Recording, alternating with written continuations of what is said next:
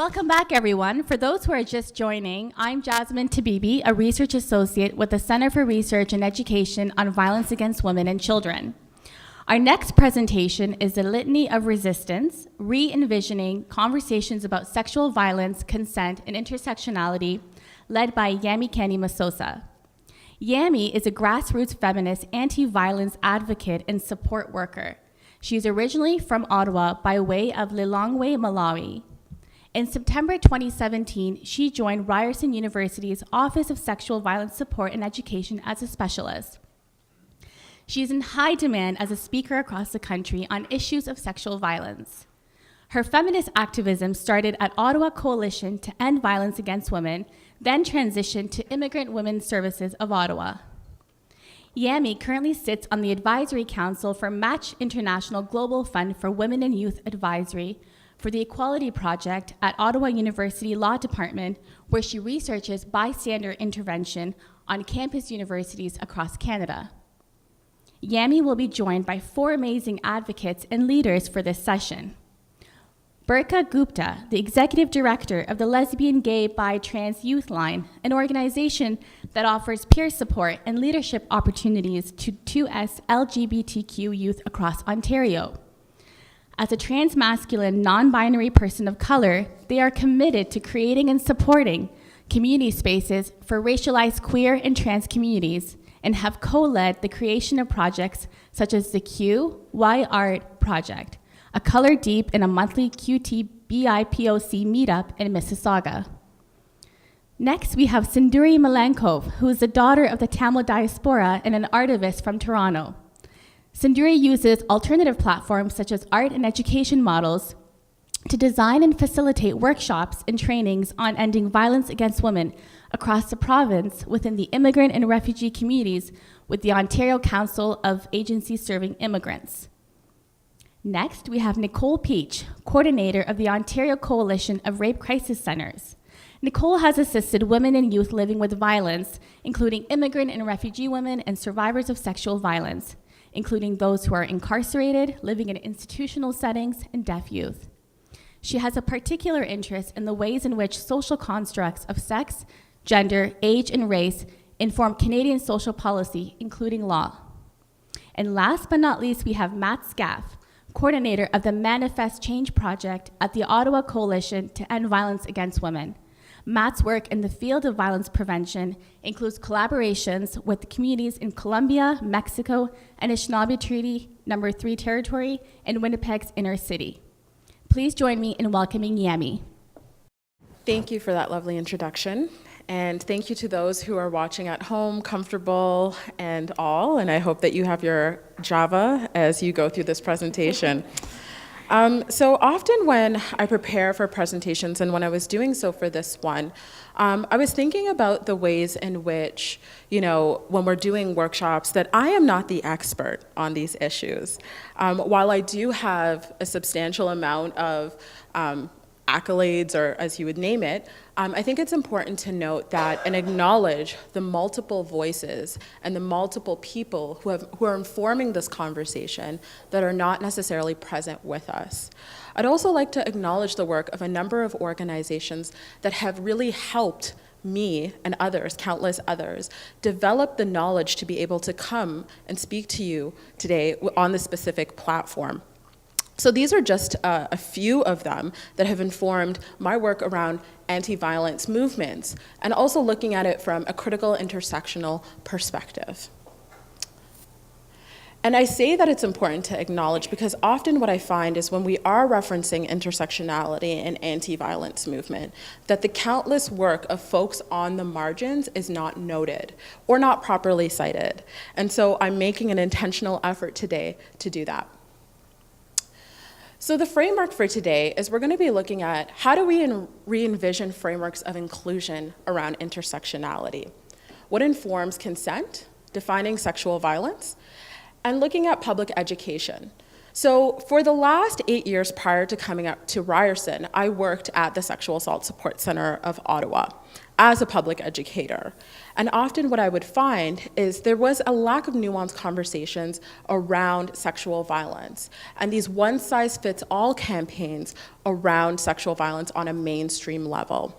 And I really had to interrogate for myself and have countless conversations and use the emotional labor of countless folks to really be able to look at the ways in which movements are currently existing, right?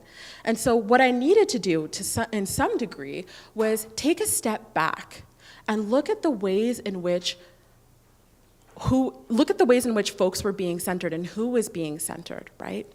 And being able to unpack that. So on your screen, you'll see a quote here that says, "Many white women have said to me, we want Black women and non-white women to join the movement, totally unaware of their perception that they somehow own the movement, that they are hosts and are inviting us as guests. As someone who does this work often, I get invited as a guest to this movement. And I'm here to say today, and with some folks on the panel, that we really need to unpack this notion of inclusion and what it means in anti-violence work. And to be quite frank with you, today is not a workshop about 101. I'm not going to advocate for inclusion. What I am going to say is that I want us to think critically about the ways in which movements are already happening, right? And so what are we saying when we invite people to have a seat at the table, right? And say we want folks included, as though they are not already doing the work, right? But it's positioned in a way that it may not necessarily be labeled as gender-based violence, right? It may not be necessarily labeled as sexual violence, but those conversations are happening. So this workshop is not gonna center whiteness at all. I'm done with talking about inclusion. What it is going to do is to have some difficult, beyond 101 conversations. And so I hope as you're at home listening to this presentation that you also are able to connect and do your own research about your own specific communities, right? And the work that's being done there and the grassroots work that's being done there. It's not about inclusion, it's about elevation of the work that is being done. So what I'm saying is that on your slide, you'll see systems of oppression and liberatory practices. So what I'm saying is, how do we move to that position of liberatory practices when we're looking at issues of sexual violence and intersectionality and consent culture? How do we re-engage, restore, reconnect, reclaim ourselves within these conversations?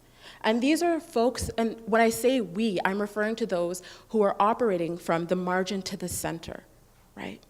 The ones that occupy the spaces already and are doing the work. And how do we have those difficult conversations with folks who hold privilege around systems of oppression, right? And so how do we disconnect those stories, right? How do we decenter? So when I was referencing earlier that movements are happening, I'm going to walk us through, and the earlier presentation really set the foundation of how, when talking about consent culture and education, we need to really radicalize that work. And it is radical, and so let's get into it. So Leanne Simpson talks about in her article, Not Murdered, Not Missing, Rebelling Against Colonial Gendered Violence. She says, white supremacy, rape culture, and the real systemic attack on gender identity and agency are very powerful tools of colonialism, settler colonialism, and capitalism, primarily because they work efficiently to remove Indigenous peoples from our territories and to prevent the reclamation of those territories through mobilization. So when we look, and I look at my Indigenous brothers, sisters, and fellow human beings, it's really important to recognize that that's where the work starts. If we are not working in solidarity with Indigenous folks, if we are not elevating, rather than including them, elevating the work, because they're already doing their work. They've been doing the work since colonization. They've been doing it, right? We're not moving towards the goals that we need to. And so if you look here, and I often use the Me Too campaign as a catalyst, because that was a point where people really were able to say, this is really interesting. When we're looking at who, we're talking about in Me Too and the conversations that are happening, we really see that there was a silencing of other voices, right? When we look at conversations around sexual violence, we see that often that the centering of voices and the inclusion of voices of color or marginalized voices or trans voices is an afterthought. And one example of this, and I'm probably gonna get in trouble for saying this, is when I did the article for the Walrus around Me Too. And it really centered the voices of, or tried to center the voices of non-white people. But I was the only Black person that was interviewed, right? And there was another trans feminine individual that was interviewed. And so we were an additive to say, look, we're intersectional, right? And so when we look at some of the work that's being done, we really need to interrogate that around conversations of sexual violence. It's not enough, and I will say it again, it's not enough to only operate from a point of inclusion. It's elevation.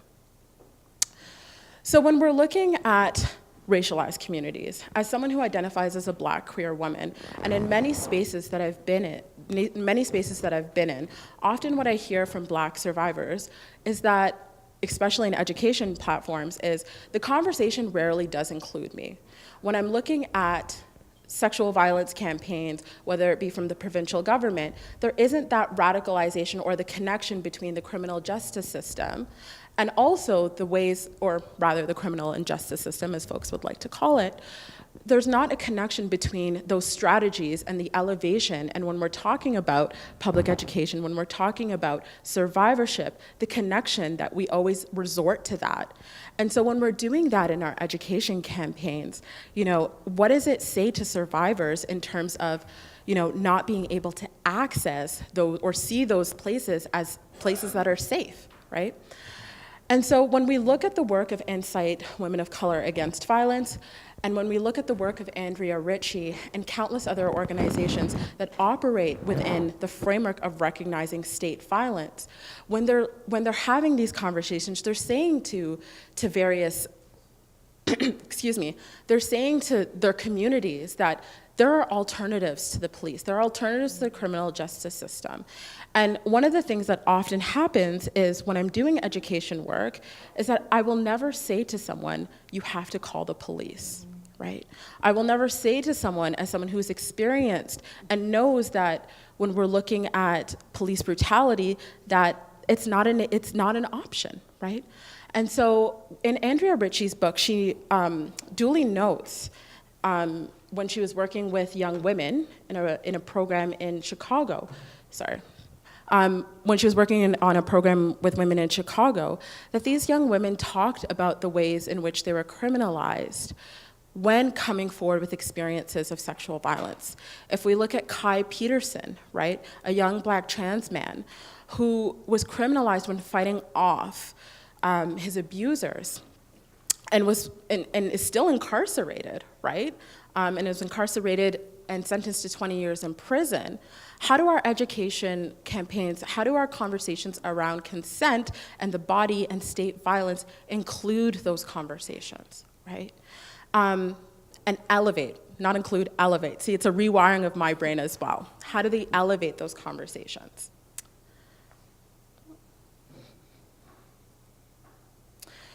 Another example of the elevation of immigrant and refugee voices is when I was working at the Sexual Assault Support Center for the Women in War program.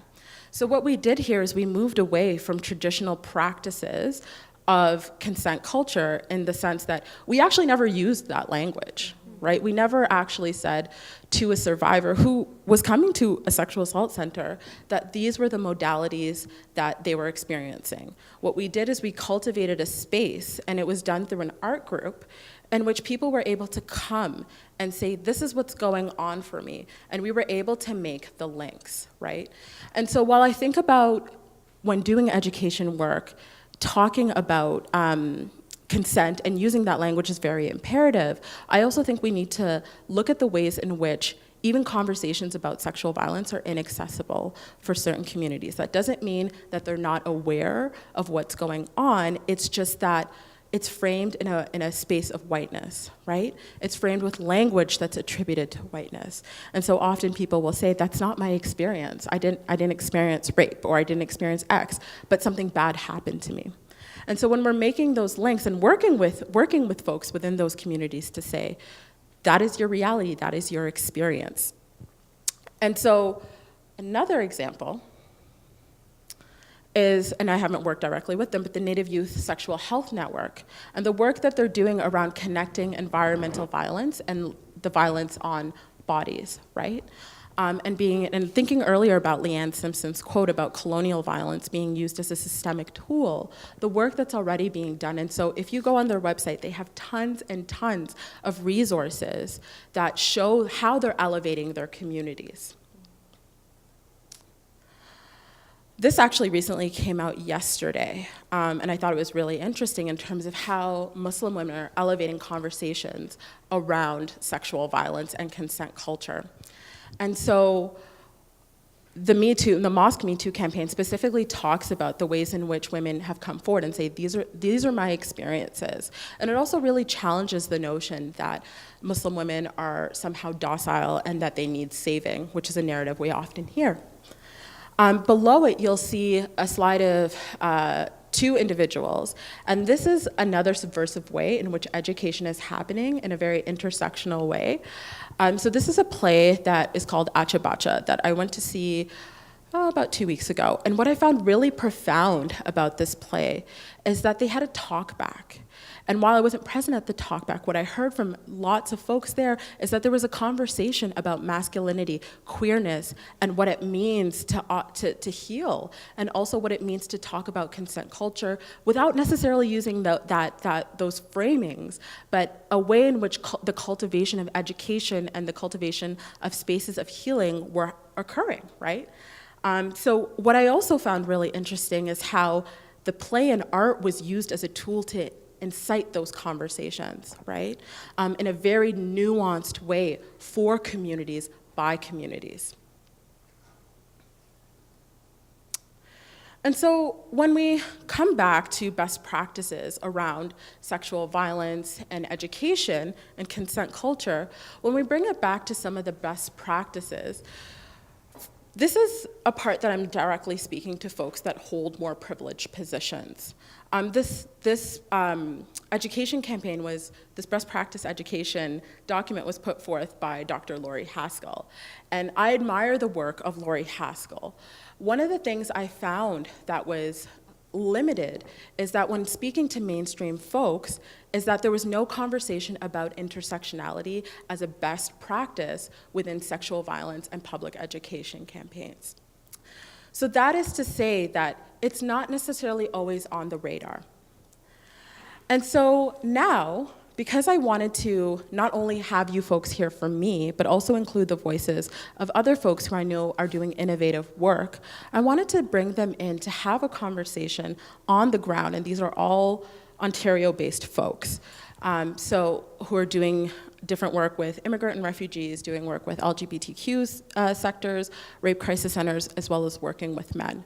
And so I wanted to integrate them into my presentation to have a conversation, an open dialogue, which is probably what you're doing in your own space right now, to answer some of the nuanced pieces that I brought up around communities elevating themselves and being able to have those nuanced, radical conversations.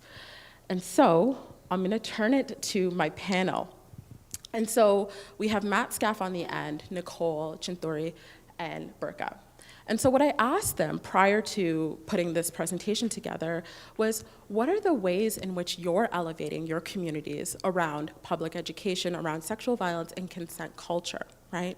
And the reason why I asked Matt, some of you are like, well, if you're not centering whiteness, why is Matt here? Matt does work. Yeah, I know. I know some of you are thinking it at home, so I'm going to speak to it directly. So the reason why I brought Matt in is because Matt has been working with men, right? And it has been doing it in a way, and I've witnessed it firsthand, in a way that is very nuanced and very reflective of positionality, right? Not only as a cis man who is talking to other cis men, and if we're looking at sexual violence in education, the question is often, how do we talk to cis men about not being shitty? I'm sorry if I swore and I was not supposed to. But, so I was like, you know what, let's address it. Matt, you're my go-to, and you have awesome politics, and also are someone that I can call on as an accomplice, not an ally, but an accomplice. And so, when I posed the question to Matt about some of the strategies that he uses when looking at speaking to not only young men, but men across the board, because you've done sports teams, you could probably tell me more about the spaces that you've been in when talking to men. What are some of the strategies that you use that you would like to share with folks around education work? And as always, what are some of the challenges and limitations? Thanks. So just checking that my mic is on. We're good to go? All right, excellent. Well, thanks for inviting me to be part of this group today. This, I think, is going to be an exciting chat. I'll start just by saying so I work for the Ottawa Coalition to End Violence Against Women, where I run a program called Manifest Change, which engages men and boys in addressing sexual violence and domestic violence.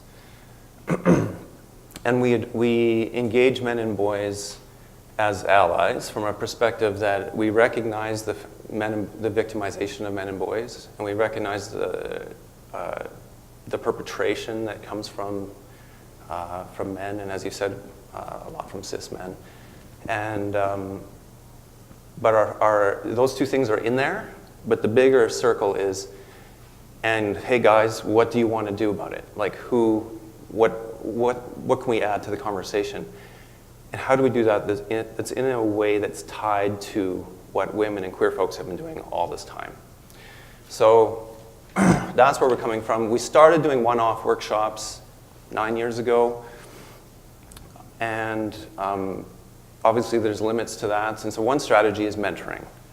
And so our current programming focuses on training manifest change facilitators in various communities and community agencies who are already doing the work of mentoring young folks, mixed gender groups, young men, boys, and in their own specific cultural context. And so, for example, we work with criminalized young men through the justice system. We work with community agencies like immigrant serving agencies in Ottawa. We work with Indigenous agencies.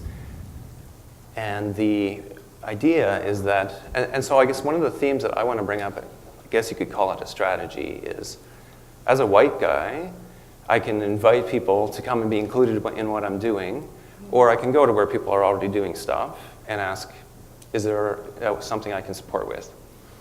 And so there's been a lot of interest in people bringing a strength-based framework for men and guys into the work that they're already doing.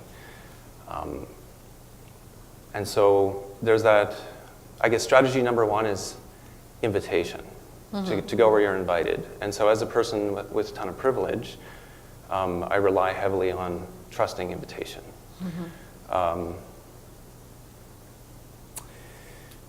I think maybe I'll just say a couple, what do we talk about? Like what does mentoring look like? We're a lot of it depends on the group. Could be informal, it could be something that counselors and therapists work into what they're already doing, supporting individuals. It could be group work, it could be a workshop, it could be something you do with a sports team after practice. And it's up to those people in those agencies what they want to do with the material. But we present it in 5 containers or 5 conversations that you can have any which way you want, in any order. And they're about masculinity and gender, socialization, similar to some of the things that Lise brought up in the first presentation today, so that people have some self-reflection and also understand the socialization around, can people say no always? There's a conversation about how do we support our peers. So, okay, I'm just going to say it. I'm 42 years old, and I'm working with youth. Someone who's gone through some kind of difficult experience, some kind of sexual violence or gender-based violence, are they going to come talk to me? They might if I have a personal relationship with them, but they're probably going to talk to a friend first, right? And so making sure that they have the skills to listen to each other non-judgmentally and do some peer support is an important conversation. And then we get in, can I keep going, or what do you want to say? No, I was just going to add that one of the things that I often, you talked a bit about your positionality as a cis, white, hetero dude. And so one of the things that I wanted to bring into the conversation is power, right? And conversations that often come up when engaging with different marginalized groups, right? And how that's negotiated, and what do you do within your program to not necessarily mitigate that, but to recognize that, right? Yeah. Right. So part of it is just being comfortable enough to talk about being white in front of a group of people. That lets people decide how much they want to engage. Part of it's being able to talk about my ideas, what it means to be a man and how I learn those things.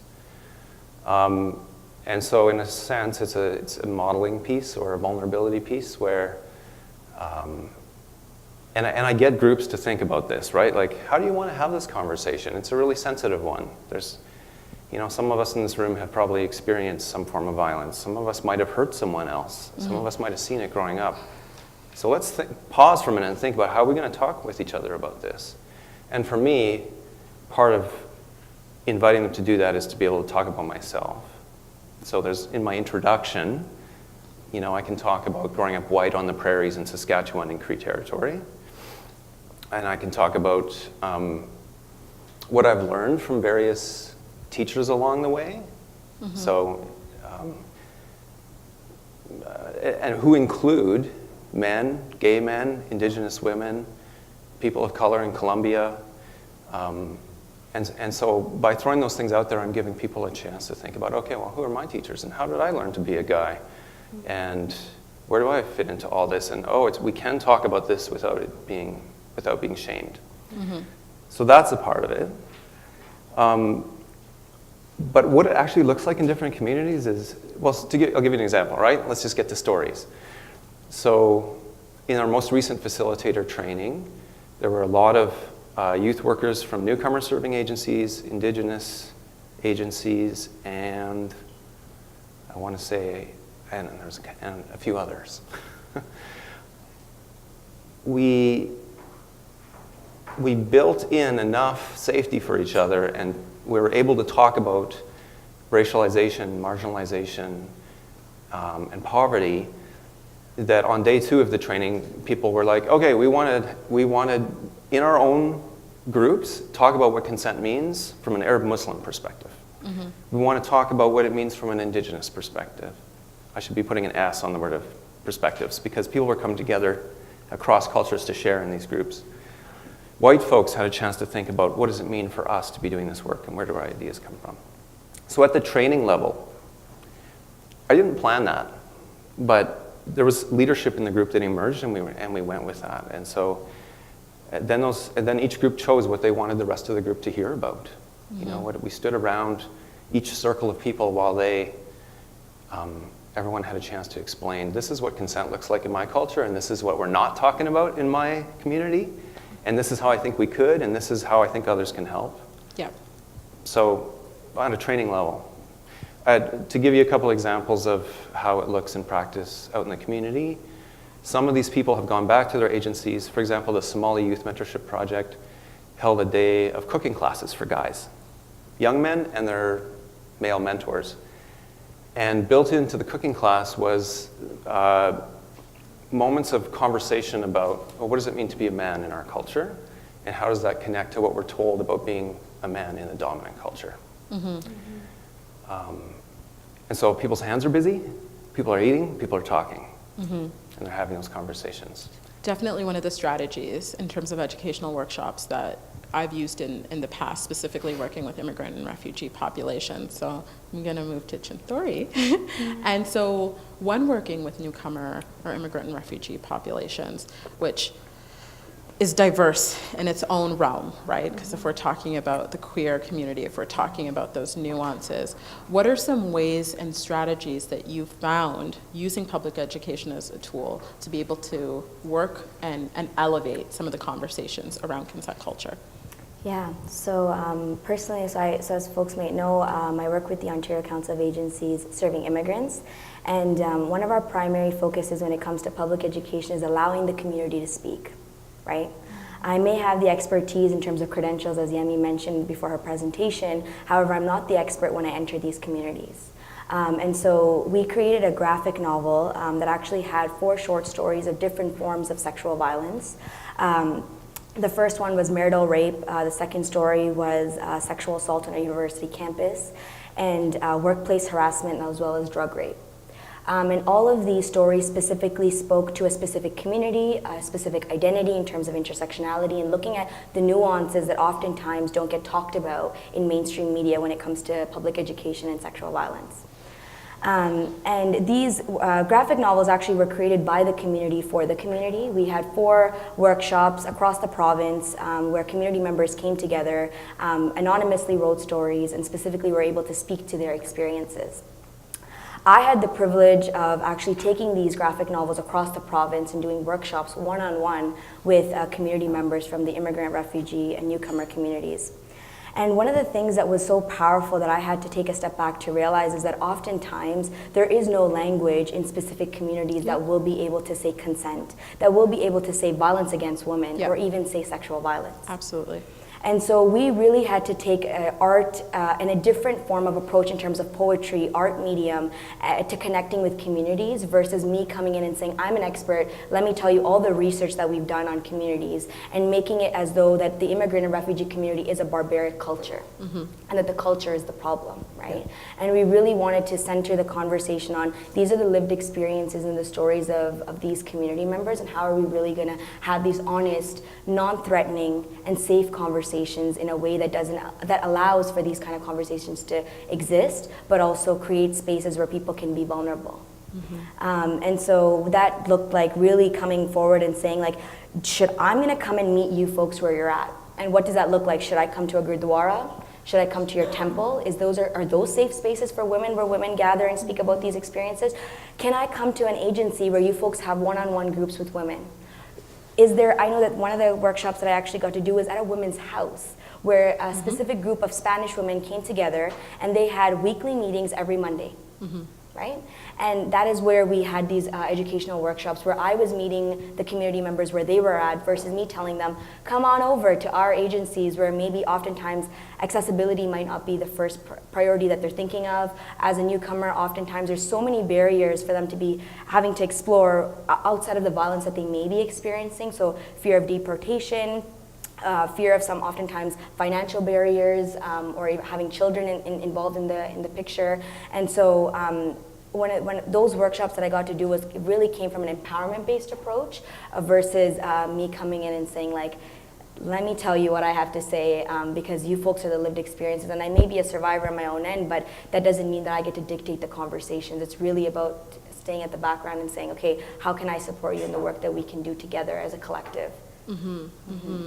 That's definitely something that's been in my experience, specifically working with Black women, Black femmes, and the work that I did in Ottawa with Kind, and really bringing in a nuanced conversation about what does it mean to be queer, what does it mean to have this lived experience, and want to highlight and be able to get support around consent culture, not around consent culture, but around public education and supports, and be able to talk about the nuanced ways in which communities are so small, right? So being open and vulnerable is really challenging, but it also means access to supports are limited. So how do we find these innovative ways that still fit within these models, but look very, very different?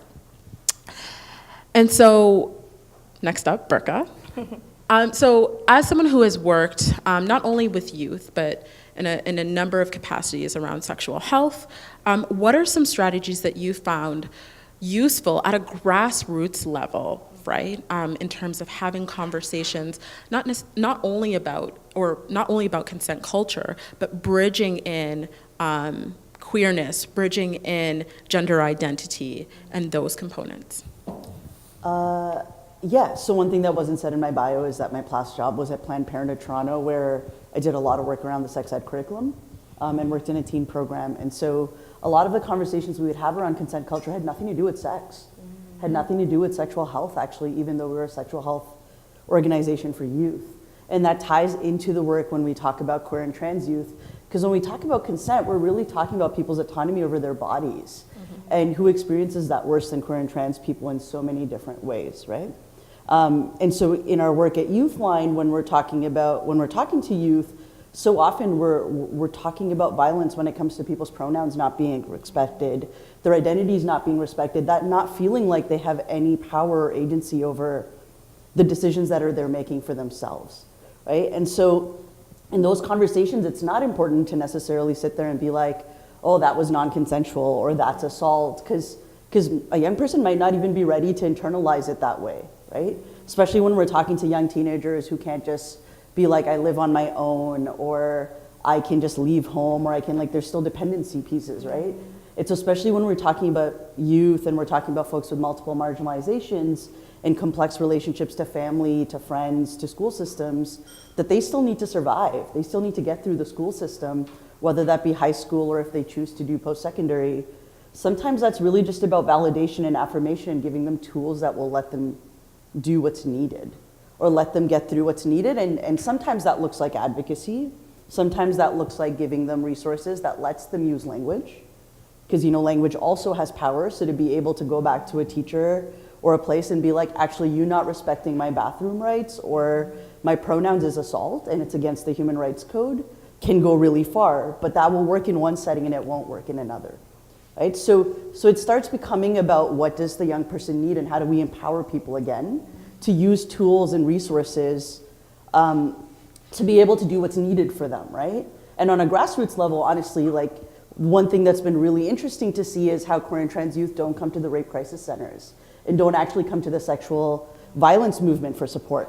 And we see that on and again and again. So youth actually come to us or come to LGBT spaces or feel like they have to hide. So when you mentioned the Walrus article, which I also read, and I know the trans feminine person who was interviewed and I know her politics, I'm like, oh, things were erased, because what was put into that article was this beautiful picture that queer and trans communities get consent culture. And we're so good at it because, you know, we have to think about relationships. And it's not assumed who's the dominant, right? When we know that actually sexual assault and violence is really prevalent in our communities as well. So it creates this level of erasure. And when this is the narrative people are seeing from mainstream movements, they assume that they can't come to organizations to look for support, because in so many spaces, they're not sure if someone will believe them that my female partner is assaulting me when I'm a female, right? Or if my trans identity matters, or the things that are happening in intimate partner violence around trans erasure is important or not. So when we think about grassroots movement, it starts becoming about empowering people to give them the tools so they can do their own self-advocacy and figure out peer-based supports. Yeah, I'll leave it at that for now. Mm-hmm. And, you know, one of the ways that I see that Youthline does that is, in terms of education and empowerment, is actually the ways in which you train youth, right, to do that work and go through a several-week module in terms of what does it mean to, and you could probably speak better to some of the nuanced conversations in those trainings that you have with youth. Yeah, so we're a peer support line, which means that everyone who's picking up a phone or a chat or text is a youth themselves, 29 and under at this point, and they go as young as 14 for us. And so we take youth, and actually we prioritize youth that aren't coming from university systems. And we prioritize youth that are already in social work, that already are like, I already have the language, I want to support everyone. Because we actually find those youth are the hardest to work with because we have to teach them so much on learning.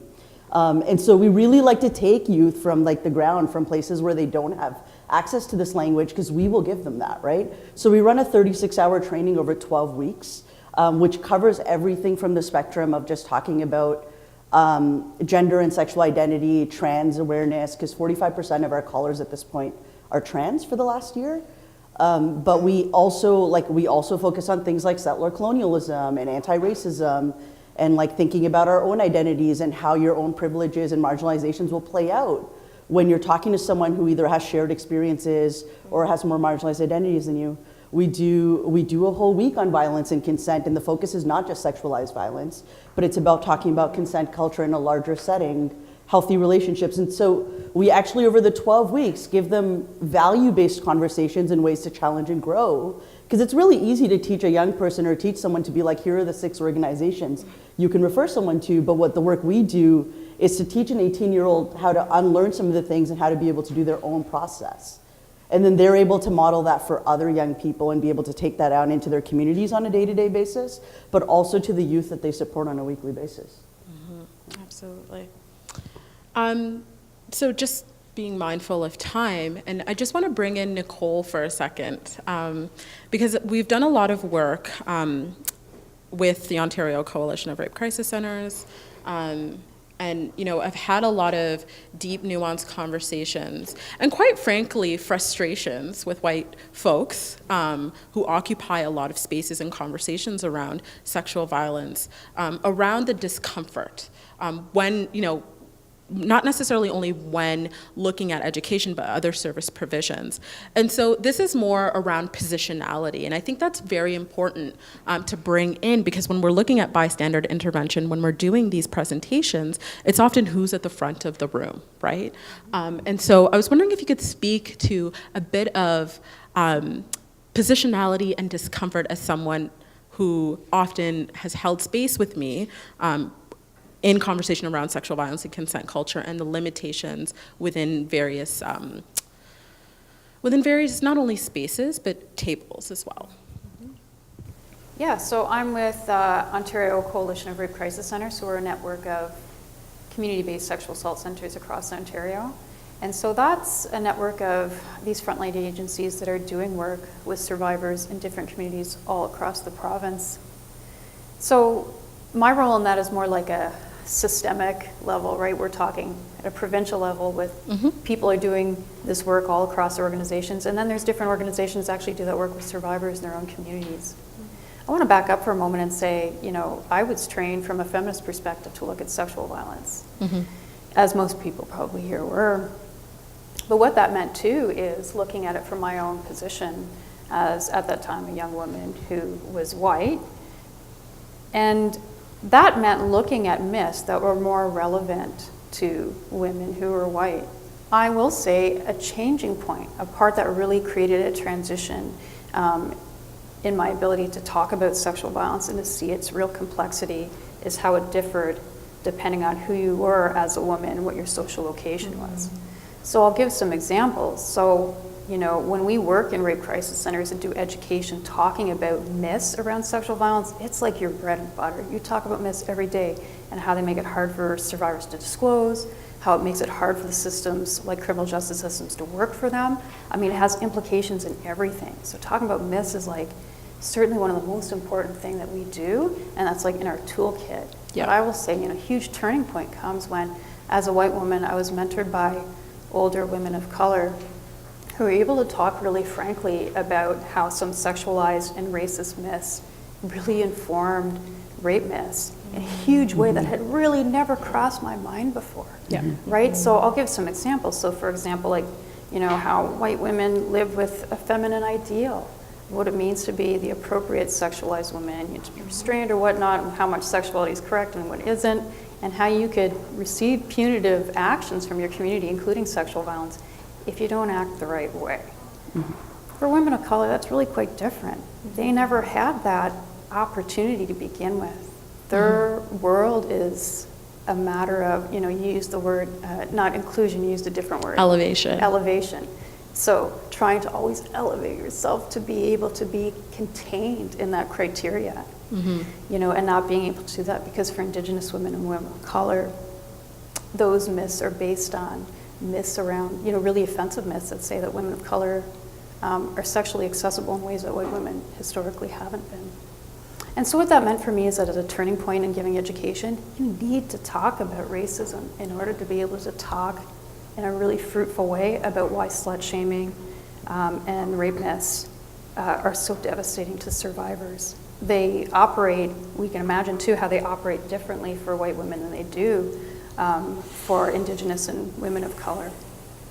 I mention it as a practical example because often when we say, really high-level things like rape myths are different for some women than others, people aren't sure what I mean. Yeah. Right? And that's an example of how, for example, to hear my women of color mentors say, for example, ideas of slut-shaming are different for Black women. Here's why.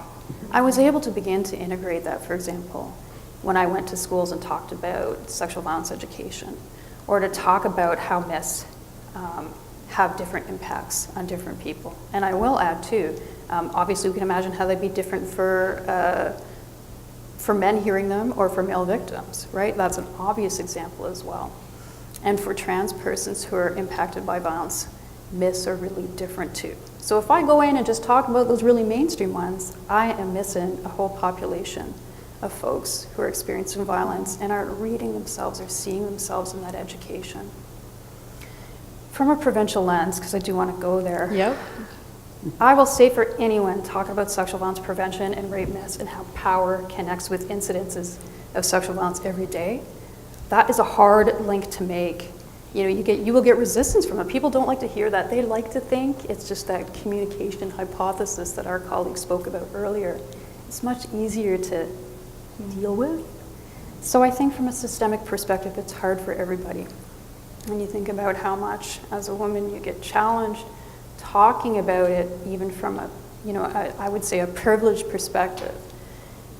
For white women, I think, to integrate those pieces around how different communities are affected differently and how those myths trickle down into poorer services frontline, a poorer criminal justice system response, probably more unfounded cases, as some of the research has shown in Canada for these particular populations. It all trickles down. And so you need the language and the ability to understand how it's different as a white woman, how it's different for women of color. You need to be able to acknowledge that. And it's that additional layer. And so I will say, I think there's a lack of knowledge, certainly, but I've said to my colleagues here in this panel already before we started, I think training's inadequate.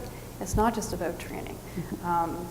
Training, I think, is easy when we talk about anti-oppression work. It's digestible. Yeah, it's digestible, and you can sit and listen. You don't have to do the hard work. I think the harder work is hearing, certainly from trans survivors, from Indigenous survivors, not just about their experiences of color, or their experiences of people of color from marginalized communities as survivors, but also their experiences of resistance, because as you've said too, they've had long histories of how they've been resisting, some of the stereotypes I've talked about for many, many years, before more mainstream activists as myself might have even realized it. Yeah. Right, so to understand that history of resistance and how it aligns with, but also how it's been quite separate from what, let's say, privileged feminists or activists have been doing.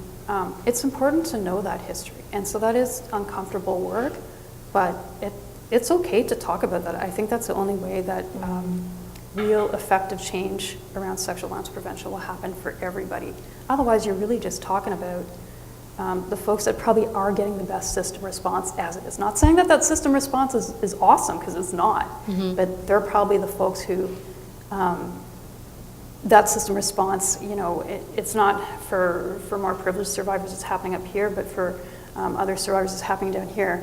And in order to include everybody, we need to work and understand the stories of people who are facing the most complex myths and barriers.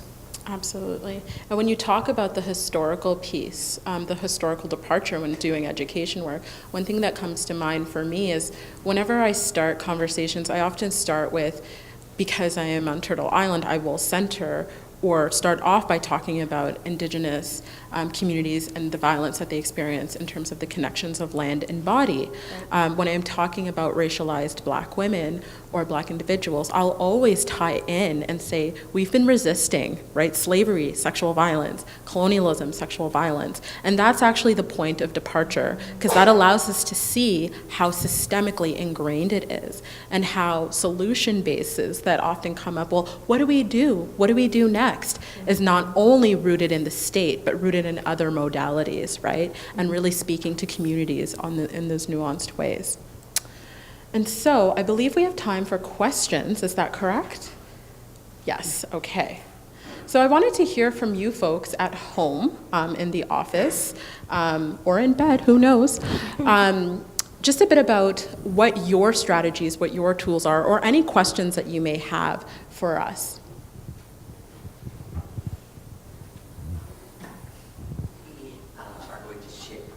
Oh, okay.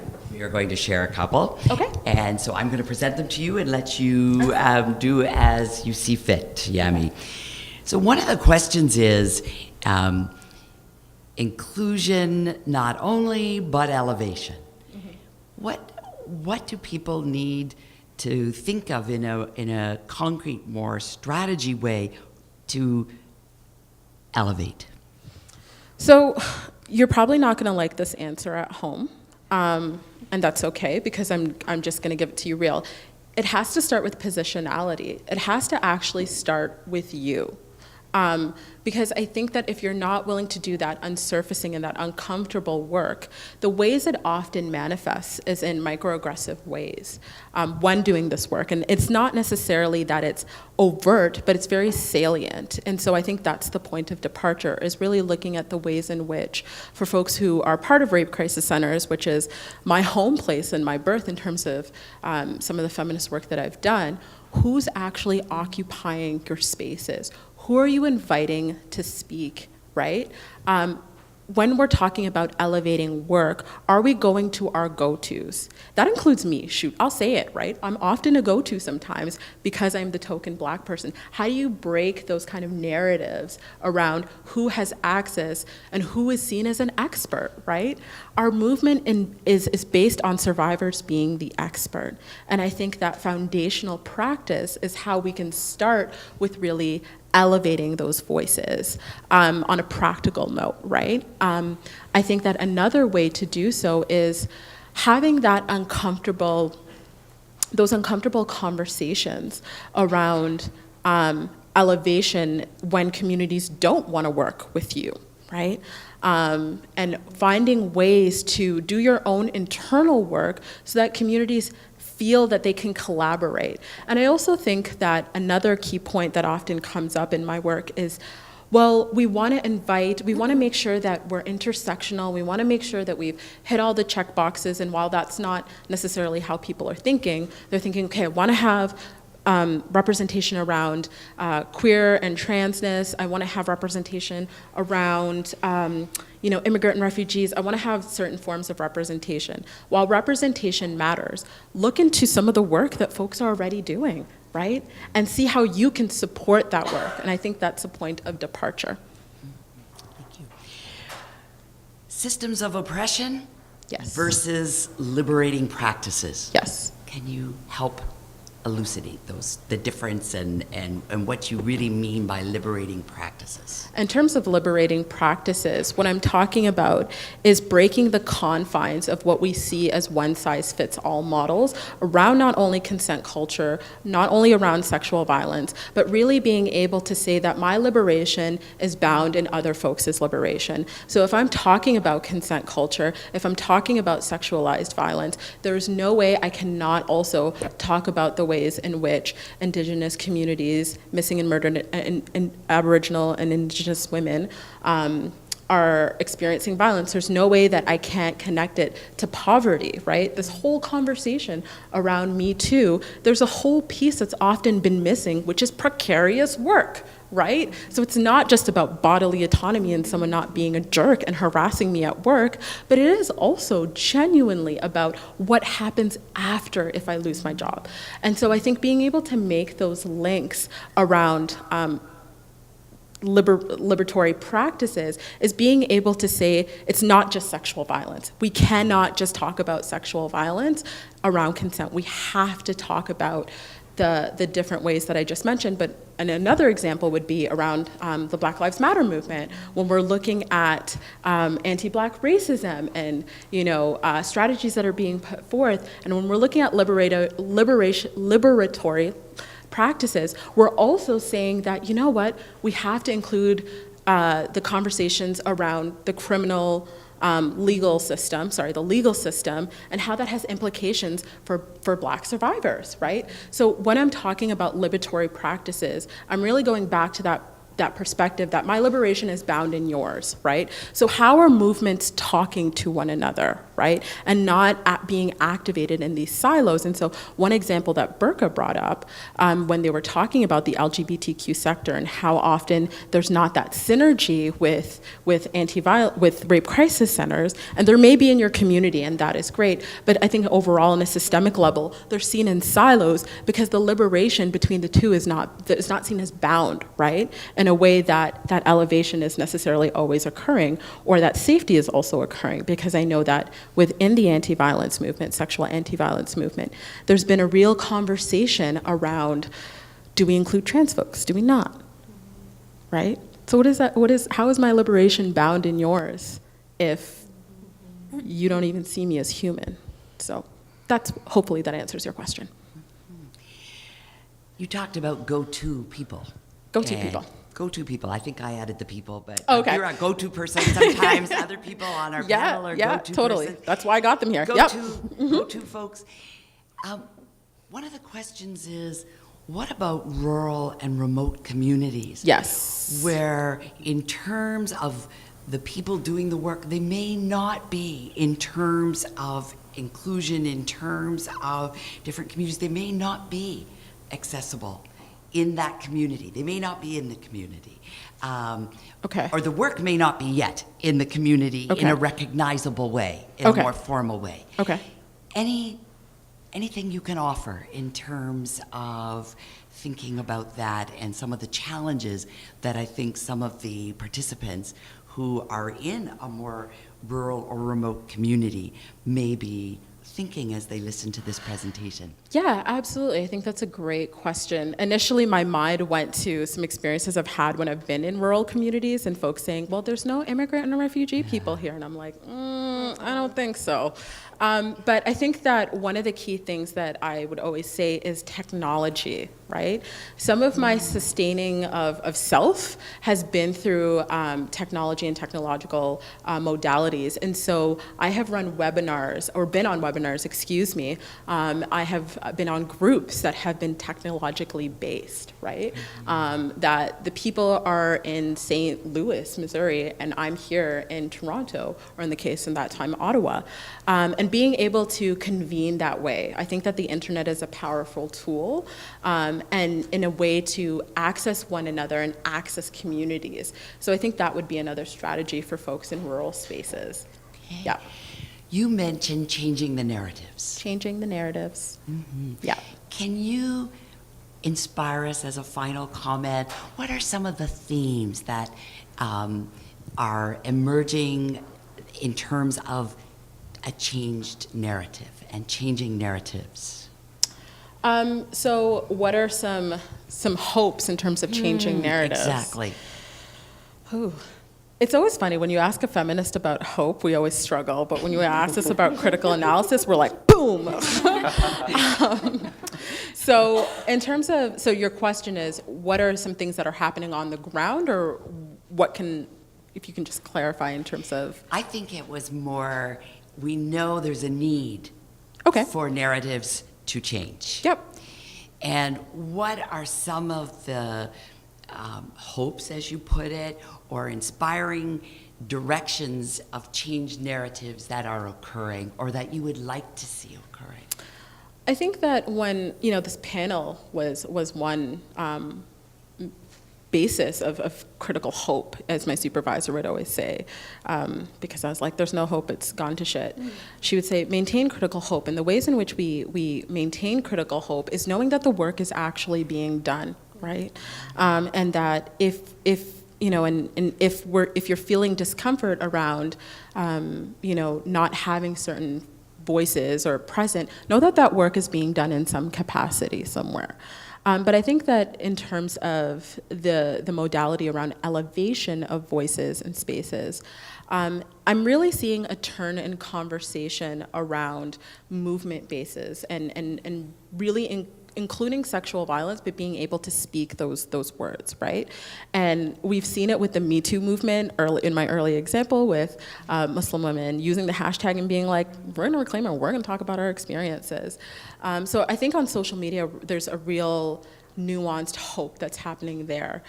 In terms of on the ground, there is work being done. I think that maintaining, see, this is a really difficult question, and I can hear myself struggling in it, because I find that I'm in a position where I'm constantly fighting for, for different voices to be heard.